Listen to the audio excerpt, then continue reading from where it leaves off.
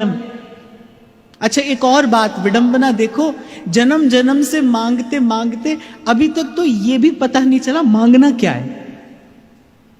अभी तक तो ये भी सुध नहीं आई कि मांगना क्या है। बार बार प्रभु से संसार मांगा, संसार की आड़ में, संसार की ओट में अपने लिए दुख ही मांगा, अपने लिए दुख मांगा। ये तो मैं आपको अपनी ओर से निवेदन करूं, ये तो मांगे पे प्रभु नहीं देते। आपको भले लगता हो हमने मांगा मिल गया, वो तो कर्म का लेखा जोखा है भाई, लेना देना इस संसार का नियम है और उसी नियम से आप में हम सब बंधे हैं। प्रभु नहीं देते, प्रभु नहीं देते। प्रभु के पास तो केवल एक ही वस्तु है देने के लिए। प्रभु के खजाने में क्या है बताओ?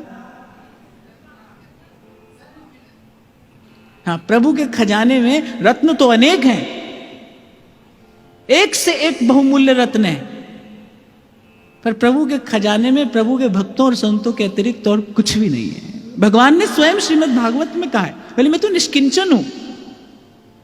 आप देखो, जब समुद्र मंथन हुआ, एक छोटी सी बात आपको बताऊं, जब समुद्र मंथन हुआ और लक्ष्मी जी प्रकट हुई तो उन्होंने कहा कि मैं उसी के पास जाऊंगी जो मुझे चाहता ना हो, जिसको मेरी इच्छा नहीं होगी मैं उसी के पास जाऊंगी।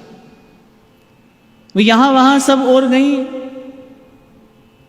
सब बड़ी लोभ भरी दृष्टि से उनकी ओर देख रहे थे। बृहस्पति प्रवृत्ति जो थे वो भी कुछ क्षण के लिए उनका स्वरूप वैभव देखकर सब भूल गए। तो उन्होंने कहा कि मैं तो उसी के पास जाऊंगी जिसको मेरी इच्छा ना हो। और वहां देखा दूर पीतांबर ओढ़े श्रीमन नारायण लेटे हैं, अपने निजानंद में मग्न है, वो अपने स्वरूपानंद में मग्न है। प्रभु तो आत्मा राम है ना, तो अपने ही सुख में मग्न है, न लेना न देना मगन रहना। तो फिर उन्हीं का वर्ण किया लक्ष्मी जी ने जाकर, जो मुझे चाहता ना हो मैं तो उसी के पास जाऊंगी।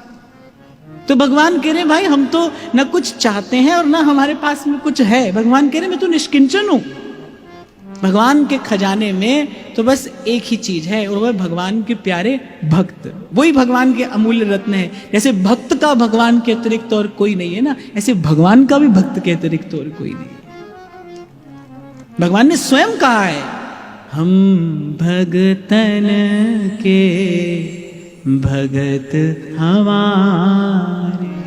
स्वयं प्रभु कह रहे हैं भाई हम भक्तों के हैं, भक्त हमारे, इसके अतिरिक्त हमारे पास और कुछ नहीं है। इसके अतिरिक्त तो जो है ना वो आपका ही किया धरा है, आपके पास आता है। जो जस करे सो तस फल चाखा। बाकी सब कुछ इस प्रकृति में है, प्रपंच है। और महाप्रभु कह रहे हैं प्रपंच बंच सब काल व्याल को खायो, आता भी है और जाता भी है। आप खुद ही कभी बैठकर हिसाब किताब